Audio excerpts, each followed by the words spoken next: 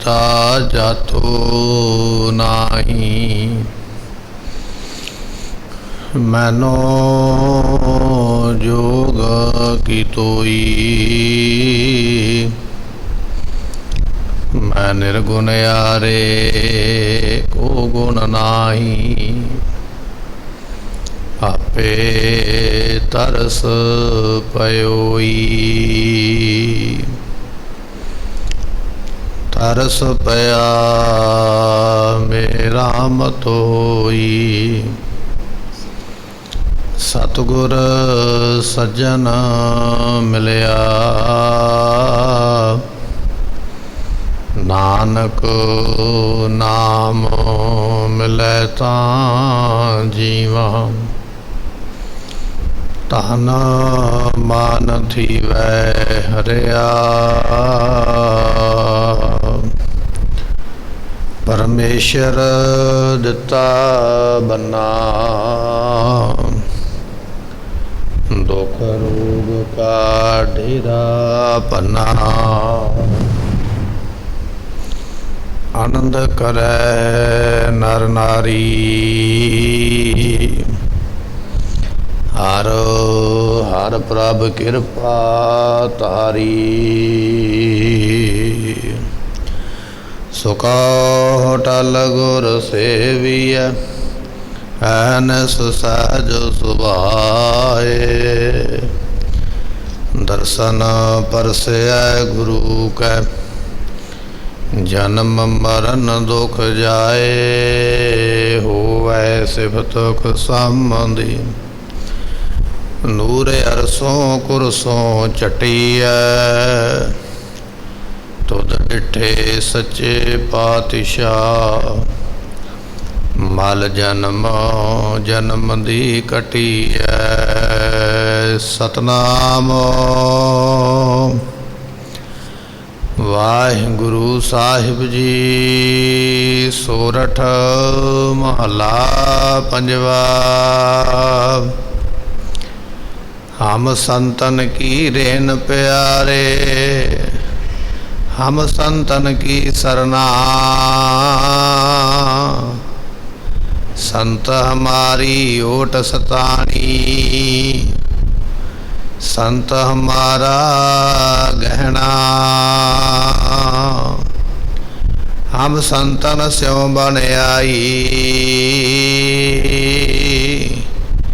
पूरब लिखिया पाई। एहो मन तेरा भाई रहाओ।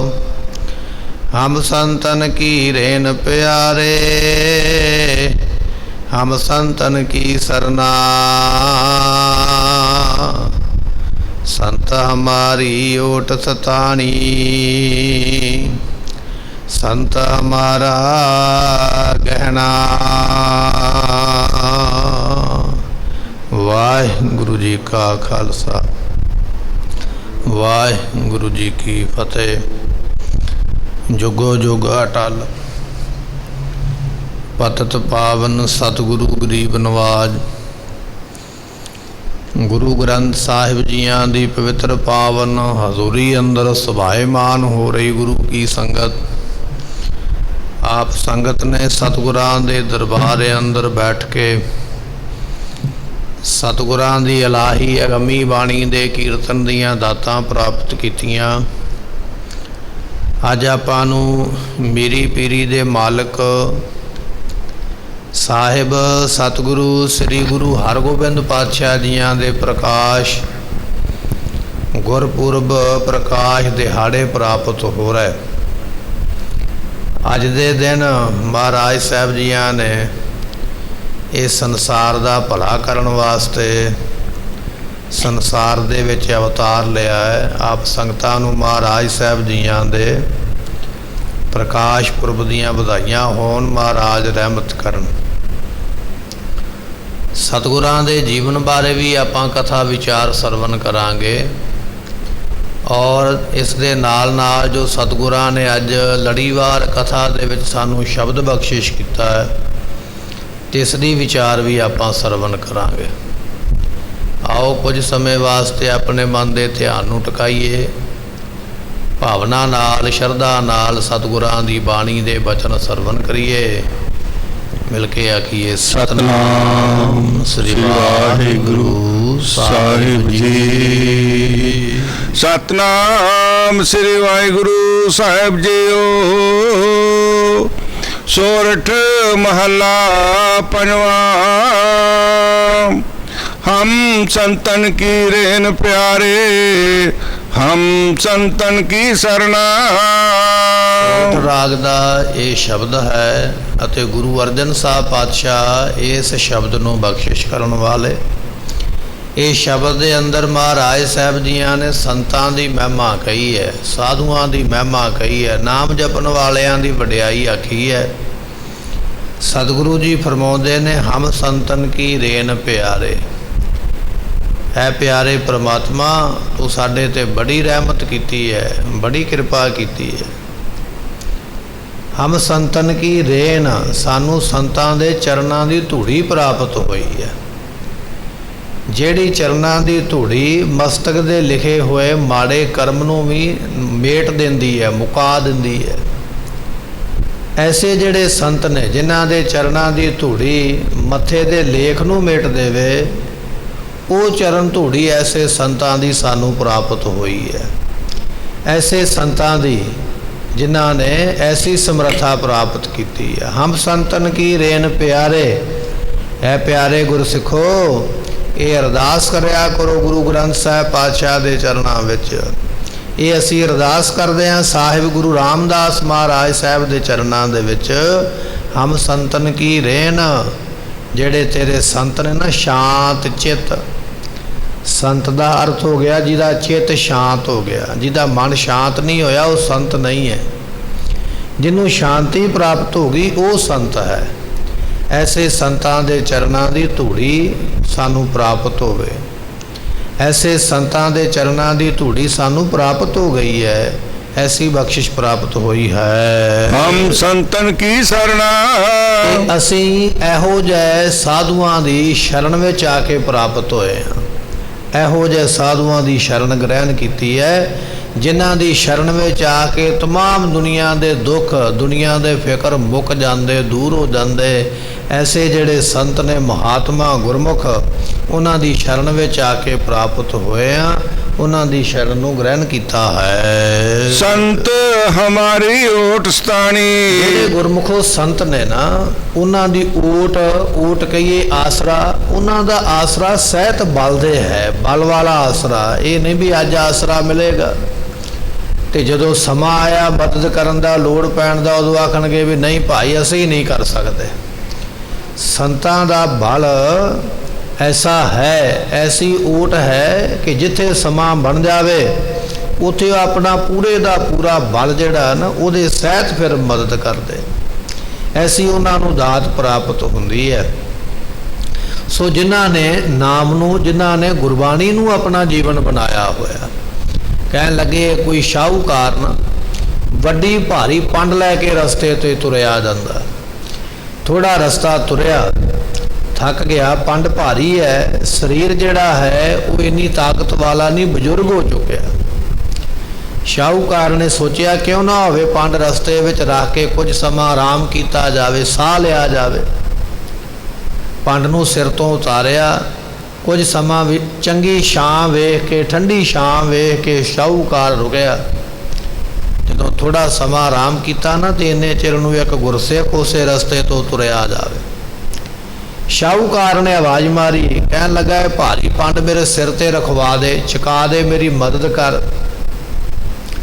ਤੇ ਸਿੱਖ ਪਰਉਪਕਾਰੀ ਹੈ ਨਾ, ਸੰਤ ਹੈ ਨਾ, ਸਾਧੂ ਹੈ ਨਾ, ਭਲਾ ਕਰਨ ਵਾਲਾ। ਤੇ ਉਸਨੇ ਵੇਖਿਆ ਵੀ ਸ਼ਾਹੂਕਾਰ ਤੇ ਬਜ਼ੁਰਗ ਹੈ, ਪੰਡ ਭਾਰੀ ਹੈ, ਜੇ ਚੁਕਾ ਵੀ ਦਿੱਤੀ ਬਹੁਤਾ ਲੰਮਾ ਪੈਂਡਾ ਤੈਅ ਨਹੀਂ ਇਹ ਕਰ ਪਾਏਗਾ, ਥੱਕ ਜਾਏਗਾ।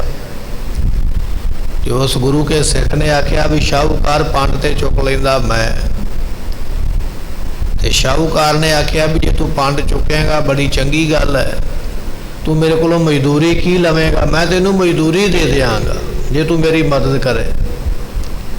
ਤੇ ਸਿੱਖ ਕਹਿਣ ਲੱਗਾ ਮੈਨੂੰ ਮਜ਼ਦੂਰੀ ਨਹੀਂ ਚਾਹੀਦੀ ਹੈ, ਪੰਡ ਮੈਂ ਤੇਰੀ ਚੁਕਾਂਗਾ, पर पंड चौके नाल मैं सुखमनी साहब का पाठ करदा पिया हाँ। जिन्ना सफ़र आपां तय करांगे दोने जाने, तू गल नहीं करेगा, केवल सुखमनी साहब का पाठ सुनेगा चुप करके, ते नाल नाल मेरे तुरया आ।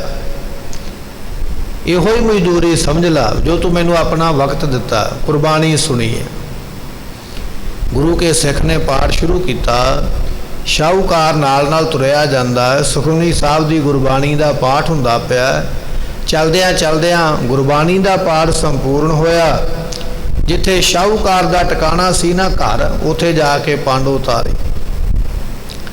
तो शाहूकार ने जदों जल पानी छकाया तो सिख तुरन लगा, तो उसने नाल ही बचन आखे, कह लगे शाहूकार जी तुहाडी जिंदगी का समा बड़ा थोड़ा रह गया, जिंदगी बड़ी थोड़ी तुहाडे कोल रह गई है, पर जिहड़ा तुसीं अज पाठ सुनिया ना गुरु अर्जन साहब पातशाह की बाणी का, ये सुनी हुई गुरबाणी का तुहानू फल मिलेगा परलोक दे विच। ते जदों फल मिलन की वारी आवे, तुसी उस वेले ये कह के समा मंग लियो भी जिहड़ी मैं बाणी सुनी है ना, पाठ सुनिया, उहदा समा उहदा फल मैनू पहलां दिता जावे, बाकी जिहड़े पाप कर्म कीते ने उन्हां दा फल बाद विच मिले। ते कहण लगे इसे तरह होया। कुछ समा लंघिया ते शाहूकार अपना शरीर छड्ड गया। जदों परलोक दे विच कर्मां दा लेखा जोखा होया, पाप कर्म बहुते ने ते चंगा कर्म केवल एको ही है जिहड़ा गुरसिख दे कोलों बाणी सरवण कीती।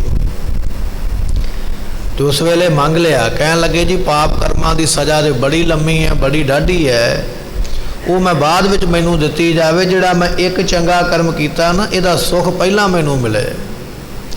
ते सुख की प्राप्त होया, वो गुरबाणी पढ़ी, उस थां की प्राप्ति हो गई, वो जगह की प्राप्ति हो गई जिथे साधु महात्मा गुरमुख नाम दे रसीए जिन्हां ने सारी उम्र जिंदगी भर जिन्हां ने सिमरन किया बंदगी की है, जिहड़ी जगह उन्हां नूं प्राप्त हुंदी है, उस जगह दे विच जाके शाहूकार नूं ठिकाना मिलिया। ते जदों कुछ समा जिन्हां को सुख मिलना बैठा, चलन लगा ना वापस भी हुण कर्मां दा फल अगे पाप दा फल भी मिलना। ते कहण लगे उसे गुरसिख ने आवाज़ मार के बिठा लिया, कहण लगा बैठ जा, हुण तैनूं इत्थों कोई लिजा नहीं सकेगा, तू गुरबाणी का पाठ सरवण किया, इत्थों तैनूं हुण बाहर नहीं कोई कढ सकेगा। ये सचखंड जगह ही इहो जी है, इहदे अंदर जिहड़ा आ गया उन्होंने बाहर कढ के कोई लिजा नहीं सकता। इत्थे बैठ के साधुआं संतां की संगत विच बैठ के नाम का रस लै। महाराज बख्शिश करते कहन लगे संत हमारी ओट सतानी, जिहड़े संत ने ना साधु, उन्हां दी ओट जिहड़ा आसरा है ना, वो सतानी सहित बलदे है, ताकत वाले ने, जो वो चाहण कर सकते।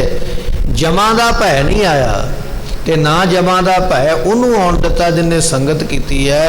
कहन लगे संत की जिंदगी ऐसी है, संत का बल इहो जिहा है, लोक ते परलोक दे विच भी मदद करदा है, ऐसियां दातां प्राप्त हुंदियां हन। संत हमारा गहना, संत साडा गहना हन। गहने दे वांग संत बड़े कीमती ने।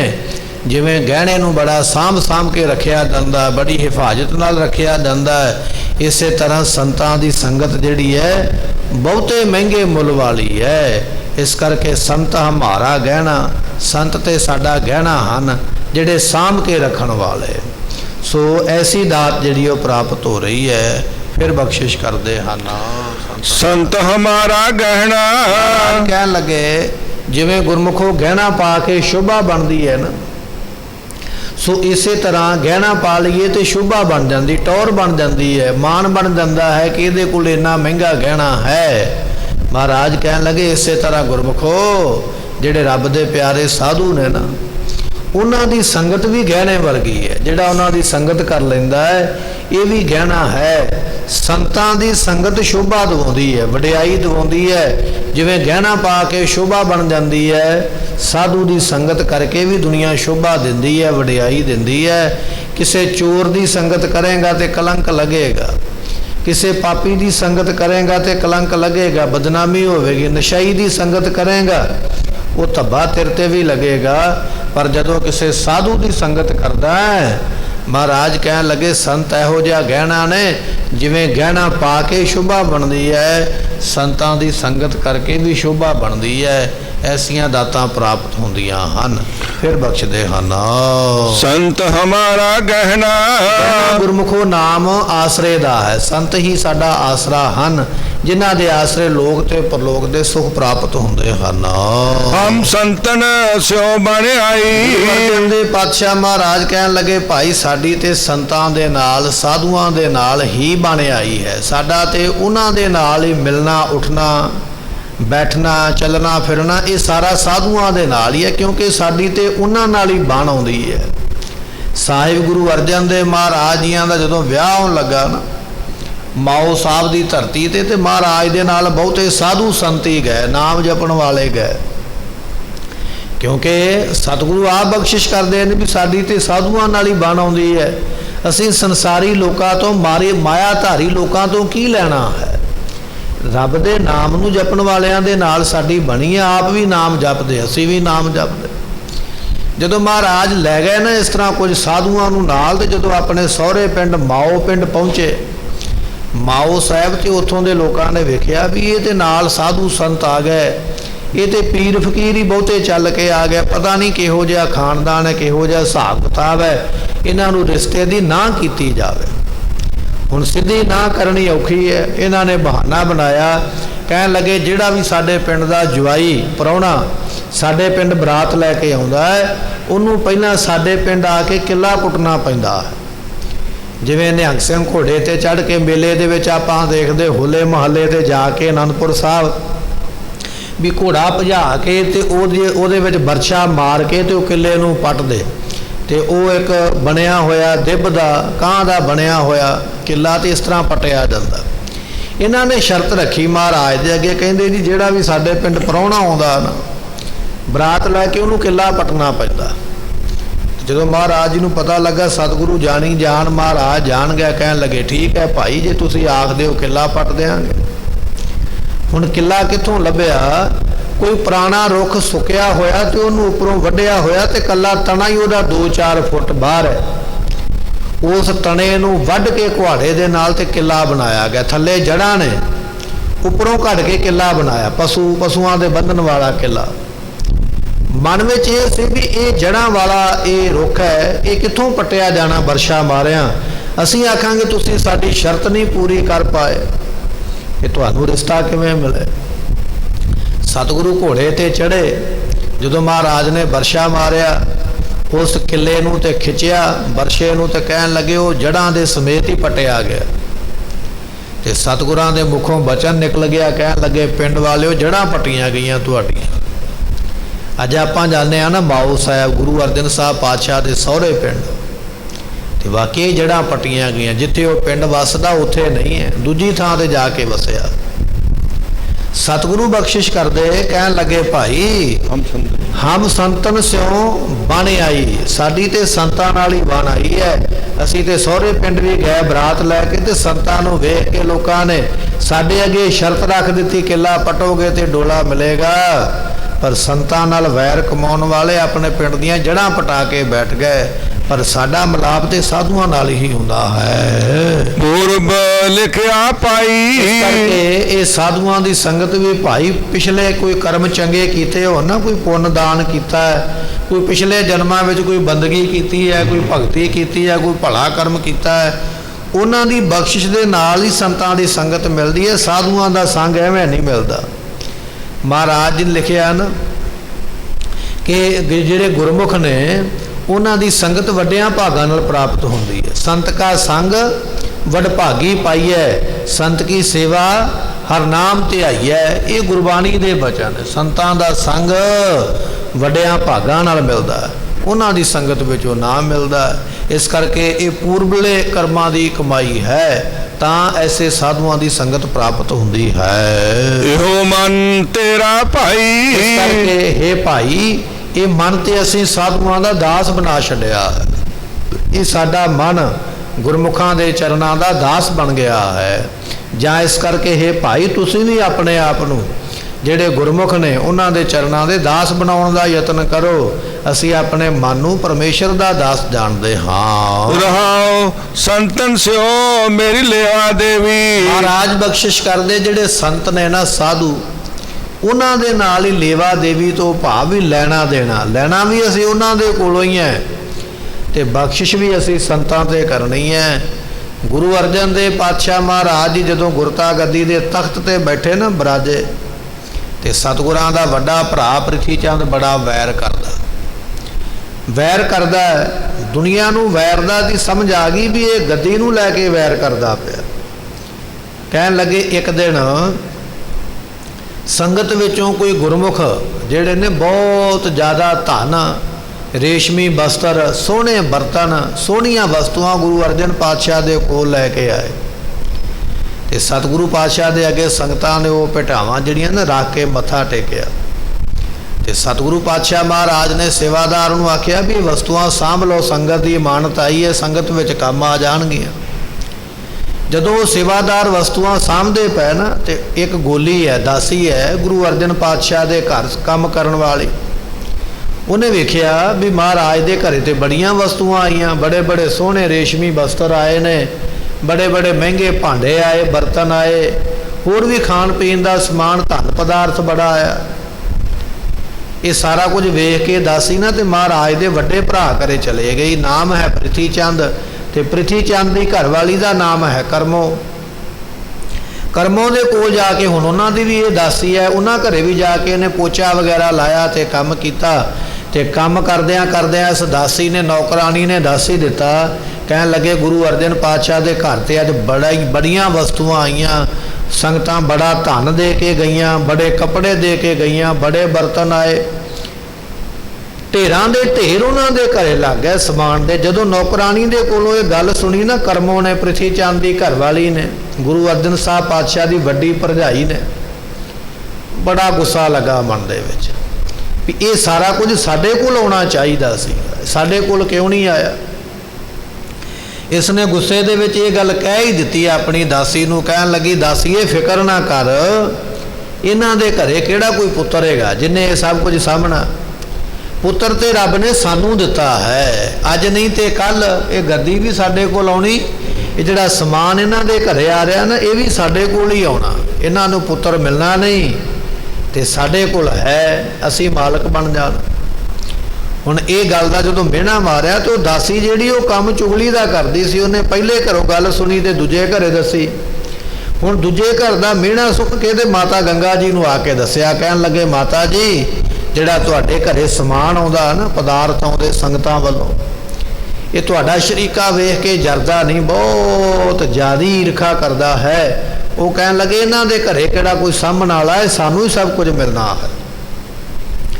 ਜਦੋਂ ਇਹ ਬਚਨ ਮਾਤਾ ਗੰਗਾ ਜੀ ਨੇ ਸੁਣੇ ਤੇ ਬਚਨ ਸਲ ਦੇ ਵਾਂਗ ਨਾ ਚੁੱਭ ਗਏ ਹਿਰਦੇ ਦੇ ਵਿੱਚ।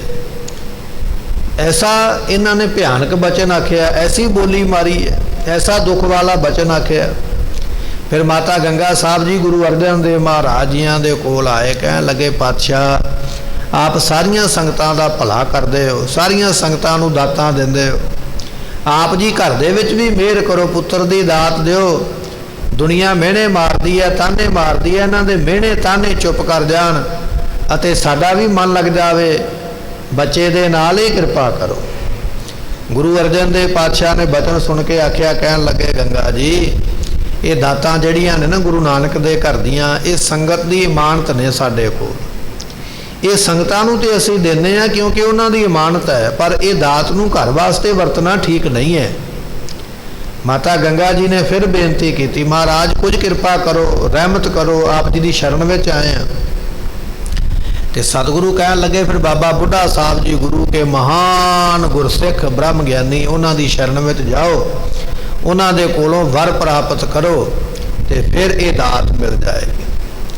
ਮਾਤਾ ਗੰਗਾ ਜੀਆਂ ਨੇ ਸੁਣੇ ਬਚਨ, ਕੁਝ ਦਿਨਾਂ ਵਿੱਚ ਤਿਆਰੀ ਕੀਤੀ, ਕੁਝ ਸੇਵਾਦਾਰਾਂ ਨੂੰ ਨਾਲ ਲੈ ਕੇ, ਸੇਵਕਾਂ ਨੂੰ ਨਾਲ ਲੈ ਕੇ ਅੰਮ੍ਰਿਤਸਰ ਤੋਂ ਚੱਲੇ ਤੇ ਬੀੜ ਬਾਬਾ ਬੁੱਢਾ ਸਾਹਿਬ ਦੇ ਸਥਾਨ ਤੇ, ਬੀੜ ਸਾਹਿਬ ਦੇ ਸਥਾਨ ਤੇ ਪਹੁੰਚੇ। ਬਾਬਾ ਬੁੱਢਾ ਸਾਹਿਬ ਜੀਆਂ ਦੇ ਕੋਲੋਂ ਵਰ ਲੈਣ ਵਾਸਤੇ ਪਹਿਲੀ ਵਾਰੀ ਗਏ, ਦਾਤ ਪ੍ਰਾਪਤ ਨਹੀਂ ਹੋਈ ਹੈ। ਜਦੋਂ ਵਾਪਸ ਆਏ ਬਾਬਾ ਬੁੱਢਾ ਸਾਹਿਬ ਦੇ ਬਚਨ ਸਨ ਵੀ ਗੁਰੂ ਕਿਆਂ ਨੂੰ ਭਾਜੜ ਪਈ ਹੈ, ਉਹ ਬਚਨ ਆ ਕੇ ਗੁਰੂ ਅਰਜਨ ਸਾਹਿਬ ਪਾਤਸ਼ਾਹ ਨੂੰ ਦੱਸੇ। ਫਿਰ ਮਹਾਰਾਜ ਜੀ ਨੇ ਪੁੱਛਿਆ, ਕਹਿਣ ਲੱਗੇ ਗੰਗਾ ਜੀ ਜਦੋਂ ਗਏ ਉਦੋਂ ਕਿਸ ਤਰੀਕੇ ਦੇ ਨਾਲ ਤੁਸੀਂ ਗਏ ਹੋ? ਤੇ ਮਾਤਾ ਗੰਗਾ ਜੀ ਕਹਿਣ ਲੱਗੇ ਜੀ ਰਸਤੇ ਚੜ੍ਹ ਕੇ ਗਏ ਸੀ, ਨਾਲ ਦਾਸੀਆਂ ਗਈਆਂ, ਨਾਲ ਸੇਵਕ ਗਏ, ਸੇਵਾਦਾਰ ਗਏ, ਇਸ ਤਰ੍ਹਾਂ ਅਸੀਂ ਇਕੱਠਾ ਬਹੁਤ ਵੱਡਾ ਹਜੂਮ ਬਣਾ ਕੇ ਜਥਾ ਬਣਾ ਕੇ ਗਏ। ਗੁਰੂ ਅਰਜਨ ਦੇਵ ਪਾਤਸ਼ਾਹ ਕਹਿੰਦੇ ਨਹੀਂ, ਇਸ ਤਰ੍ਹਾਂ ਦਾਤਾਂ ਨਹੀਂ ਪ੍ਰਾਪਤ ਹੁੰਦੀਆਂ, ਤੁਸੀਂ ਤੇ ਰਾਜੇ ਬਣ ਕੇ ਗਏ ਹੋ, ਦਾਤੇ ਬਣ ਕੇ ਗਏ ਹੋ। ਦਾਤੇ ਬਣ ਕੇ ਝੋਲੀ ਵਿੱਚ ਖੈਰ ਨਹੀਂ ਪੈਂਦੀ, ਮੰਗਤੇ ਬਣ ਕੇ ਪੈਂਦੀ ਹੈ। ਇਹ ਵੱਡੇ ਪੁਣੇ ਦੇ ਮਾਨ ਨੂੰ ਛੱਡ ਕੇ ਨਿਮਰਤਾ ਦੇ ਵਿੱਚ ਆ ਕੇ ਗੰਗਾ ਜੀ ਆਪਣੇ ਹੱਥਾਂ ਦੇ ਨਾਲ ਸਾਰਾ ਭੋਜਨ ਪ੍ਰਸ਼ਾਦਾ ਆਪ ਤਿਆਰ ਕਰੋ, ਸੇਵਕਾਂ ਦਾਸਾਂ ਨੂੰ ਪਰੇ ਕਰੋ ਜੇ ਕੁਝ ਦਾਤ ਲੈਣੀ ਹੈ। ਤੇ ਮਾਤਾ ਗੰਗਾ ਜੀਆਂ ਨੇ ਫਿਰ ਆਪ ਪ੍ਰਸ਼ਾਦੇ ਬਣਾਏ, ਲੱਸੀ ਤਿਆਰ ਕੀਤੀ, ਦਹੀਂ ਤਿਆਰ ਕੀਤਾ, ਪਿਆਜ਼ ਵਗੈਰਾ ਇਕੱਠੇ ਕਰਕੇ ਇੱਕ ਦਾਸੀ ਨੂੰ ਨਾਲ ਲੈ ਕੇ, ਇਤਿਹਾਸ ਵਿੱਚ ਬਚਨ ਆਉਂਦਾ ਵੀ ਇੱਕ ਸੇਵਾਦਾਰਨੀ ਜਿਹੜੀ ਹੈ ਨਾ ਮਾਤਾ ਗੰਗਾ ਜੀ ਨੇ ਨਾਲ ਲਈ।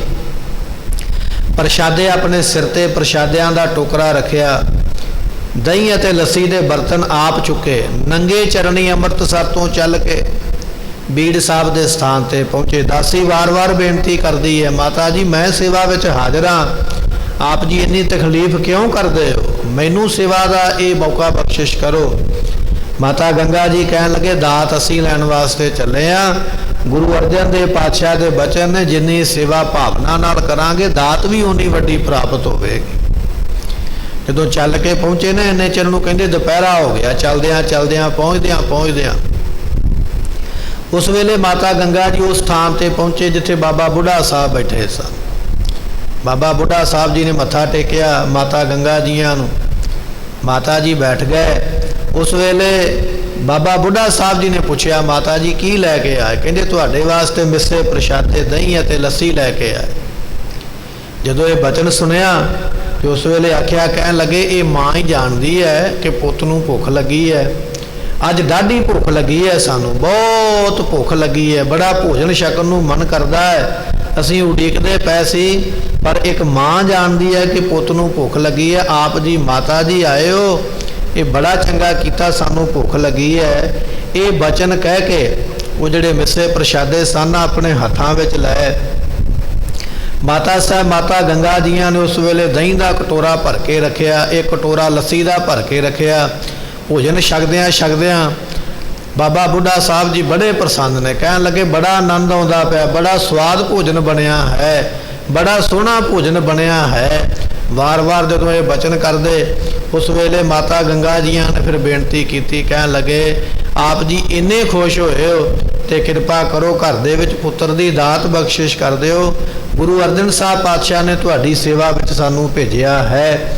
ਜਦੋਂ ਇਹ ਬੇਨਤੀ ਰੂਪੀ ਬਚਨ ਕੀਤੇ ਪੁੱਤਰ ਦੀ ਦਾਤ ਦਿਓ, ਉਸ ਵੇਲੇ ਕਹਿਣ ਲੱਗੇ ਮਹਾਨ ਗੁਰਸਿੱਖ ਬ੍ਰਹਮ ਗਿਆਨੀ ਬਾਬਾ ਬੁੱਢਾ ਸਾਹਿਬ ਜੀ ਭੋਜਨ ਛਕਦਿਆਂ ਇੰਨੀ ਪ੍ਰਸੰਨਤਾ ਵਿੱਚ ਆਏ, ਕਹਿਣ ਲੱਗੇ ਪਿਆਜ਼ ਆਪਣੇ ਹੱਥ ਵਿੱਚ ਫੜ ਕੇ ਮੁੱਕੀ ਮਾਰ ਕੇ ਉਹਨੂੰ ਤੋੜਿਆ ਅਤੇ ਨਾਲ ਹੀ ਬਚਨ ਆਖਿਆ, ਕਹਿਣ ਲੱਗੇ ਮਾਤਾ ਜੀ ਬੜਾ ਮਹਾਨ ਬਲੀ ਪੁੱਤਰ ਘਰ ਵਿੱਚ ਪੈਦਾ ਹੋਵੇਗਾ।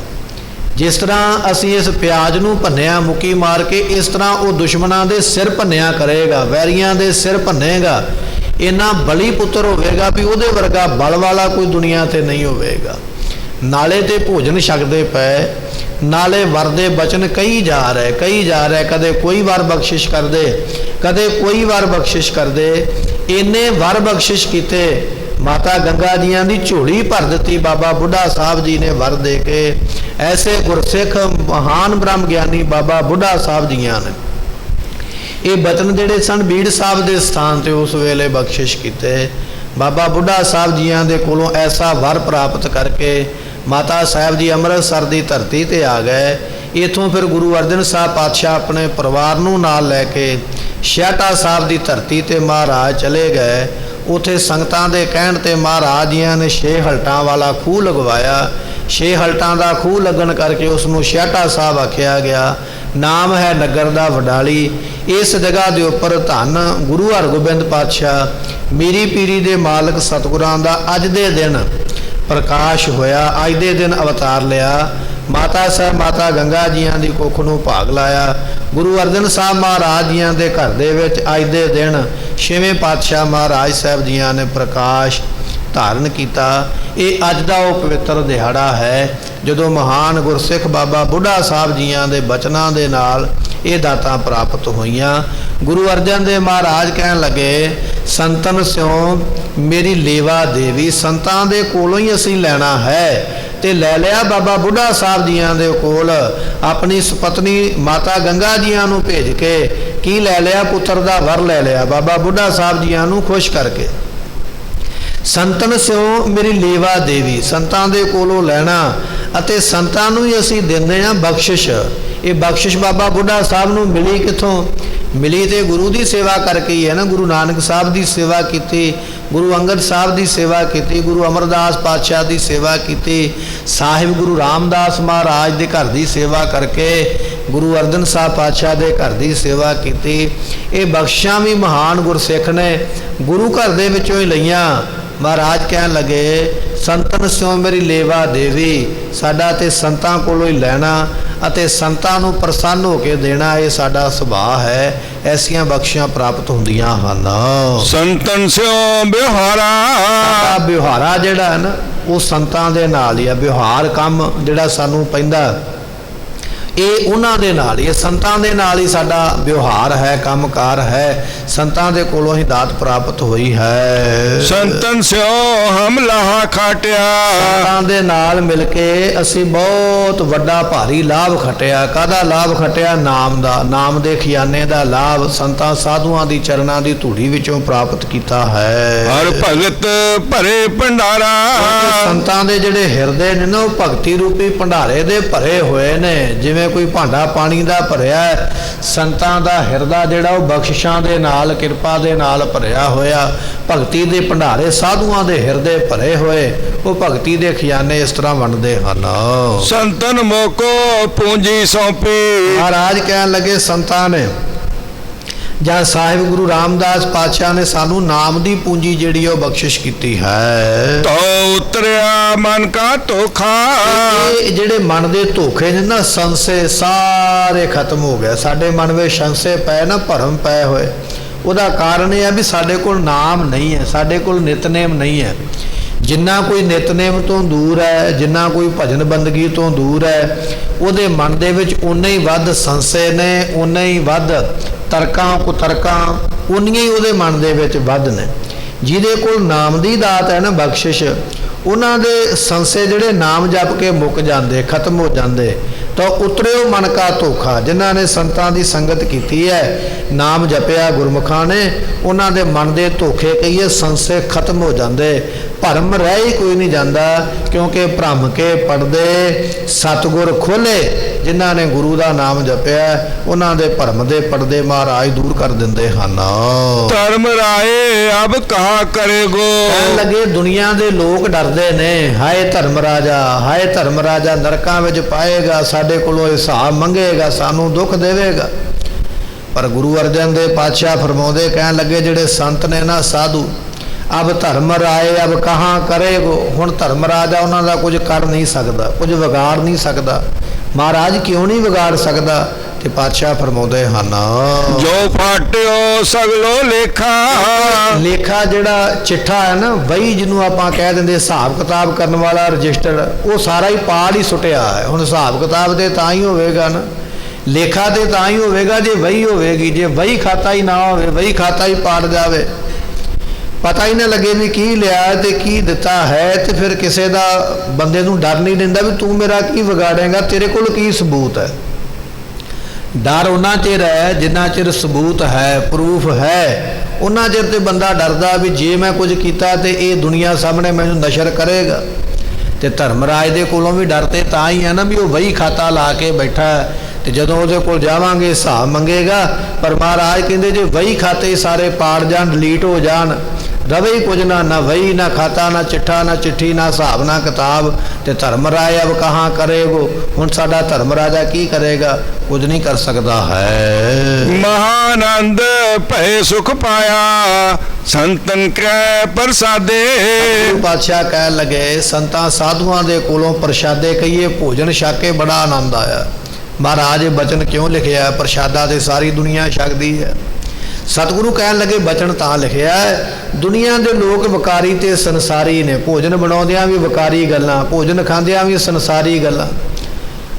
ਪਾਪ ਦੀ ਕਮਾਈ ਕਰਨ ਵਾਲਿਆਂ ਕੋਲੋਂ, ਕੁਕਰਮੀ ਗੱਲਾਂ ਕਰਨ ਵਾਲਿਆਂ ਕੋਲੋਂ, ਸੰਸਾਰ ਦੇ ਵਿੱਚ ਫਸੇ ਹੋਏ, ਚਿੰਤਾ ਵਿੱਚ ਡੁੱਬੇ ਹੋਏ ਲੋਕਾਂ ਦੇ ਕੋਲੋਂ ਭੋਜਨ ਛਕ ਕੇ ਉਹ ਆਨੰਦ ਨਹੀਂ ਆਉਂਦਾ, ਉਹ ਸੁਖ ਪ੍ਰਾਪਤ ਨਹੀਂ ਹੁੰਦਾ। ਸੰਤਨ ਕੈ ਪ੍ਰਸਾਦੇ, ਜਿਹੜੇ ਸੰਤ ਨੇ ਨਾ, ਉਹਨਾਂ ਦੀ ਕਮਾਈ, ਉਹਨਾਂ ਦੀ ਬੰਦਗੀ, ਉਹਨਾਂ ਦੀ ਦਸਾਂ ਨੌਵਾਂ ਦੀ ਕਿਰਤ, ਤੇ ਕਹਿਣ ਲੱਗੇ ਉਸ ਕਿਰਤ ਦਾ ਬਣਿਆ ਹੋਇਆ ਭੋਜਨ, ਜਦੋਂ ਭੋਜਨ ਤਿਆਰ ਕੀਤਾ ਤੇ ਸਾਧੂਆਂ ਨੇ ਨਾਮ ਜਪਦਿਆਂ, ਬਾਣੀ ਪੜ੍ਹਦਿਆਂ, ਜਪਜੀ ਸਾਹਿਬ ਦਾ ਪਾਠ ਕਰਦਿਆਂ, ਸਤਨਾਮ ਵਾਹਿਗੁਰੂ ਦਾ ਜਾਪ ਕਰਦਿਆਂ ਜਦੋਂ ਭੋਜਨ ਤਿਆਰ ਕੀਤਾ, ਉਸ ਭੋਜਨ ਨੂੰ ਛਕ ਕੇ ਮਹਾ ਆਨੰਦ, ਬੜਾ ਆਨੰਦ ਆਇਆ, ਬਹੁਤਾ ਸੁਖ ਪ੍ਰਾਪਤ ਕੀਤਾ ਹੈ। ਫਿਰ ਫਰਮਾਉਂਦੇ ਹਨ, ਮਹਾ ਸੌਂਪੀ। ਸਤਿਗੁਰੂ ਪਾਤਸ਼ਾਹ ਕਹਿਣ ਲੱਗੇ, ਭਾਈ ਬਚਨ ਇਹ ਹੈ, ਮਹਾ ਆਨੰਦ ਭੈ ਸੁਖ ਪਾਇਆ ਸੰਤਨ ਕੈ ਪ੍ਰਸਾਦੇ। ਸੰਤਾਂ ਦੀ ਕਿਰਪਾ ਦੇ ਨਾਲ, ਬਖਸ਼ਿਸ਼ ਦੇ ਨਾਲ ਮਹਾ ਆਨੰਦ, ਵੱਡਾ ਆਨੰਦ ਪ੍ਰਾਪਤ ਹੋਇਆ, ਮੁਕਤੀ ਦਾ ਆਨੰਦ ਪ੍ਰਾਪਤ ਹੋ ਗਿਆ, ਵੱਡਾ ਭਾਰੀ ਸੁਖ ਪ੍ਰਾਪਤ ਹੋ ਗਿਆ ਹੈ। ਐਸੀ ਮਹਾਤਮਾ ਨੇ, ਐਸੀ ਸੰਤਾਂ ਨੇ ਕਿਰਪਾ ਕੀਤੀ ਹੈ। ਕਹੋ ਨਾਨਕ ਹਰ ਸਿਓ ਮਨ ਮਾਨਿਆ, ਰੰਗ ਰਤੇ ਬਿਸਮਾਦੇ। ਨਾਨਕ ਦੇ ਪਾਤਸ਼ਾਹ ਦੇ ਪੰਜਵੇਂ ਸਰੂਪ ਸਾਹਿਬ ਗੁਰੂ ਅਰਜਨ ਦੇ ਪਾਤਸ਼ਾਹ ਫਰਮਾਉਂਦੇ, ਕਹਿਣ ਲੱਗੇ ਹਰ ਸਿਓ ਮਨ ਮਾਨਿਆ, ਪਰਮਾਤਮਾ ਦੇ ਨਾਲ ਇਹੋ ਜਿਹਾ ਮਨ ਮੰਨਿਆ, ਇਹੋ ਜਿਹਾ ਮਨ ਮਿਲਿਆ ਹੈ। ਰੰਗ ਰਤੇ ਬਿਸਮਾਦੇ, ਉਹ ਜਿਹੜਾ ਅਸਤਰਜ ਸਰੂਪ ਪਰਮਾਤਮਾ, ਉਹਦੇ ਰੰਗ ਕਹੀਏ, ਪ੍ਰੇਮ ਦੇ ਵਿੱਚ ਹੁਣ ਅਸੀਂ ਰੰਗੇ ਗਏ, ਪਰਮਾਤਮਾ ਦੇ ਪ੍ਰੇਮ ਦੇ ਵਿੱਚ ਰੰਗੇ ਗਏ। ਇਸ ਕਰਕੇ ਉਹਦੇ ਨਾਲ ਹੁਣ ਸਾਡਾ ਮਨ ਮਿਲ ਗਿਆ ਹੈ। ਸਮੇਂ ਦੀ ਸਮਾਪਤੀ, ਭੁੱਲਾਂ ਦੀ ਮੁਆਫੀ ਦਿਓ ਸੱਜਣਾ ਸੀਸੜੀਆਂ, ਜੋ ਹੋਵੇ ਸਾਹਿਬ ਸਿਓ ਮੇਲ ਹੋ। ਮਹਾਨੰਦ ਭੈ ਸੁਖ ਪਾਇਆ ਸੰਤਨ ਕੇ ਪ੍ਰਸਾਦੇ। ਕਹੋ ਨਾਨਕ ਹਰ ਸਿਓ ਮਨ ਮਾਨਿਆ, ਰੰਗ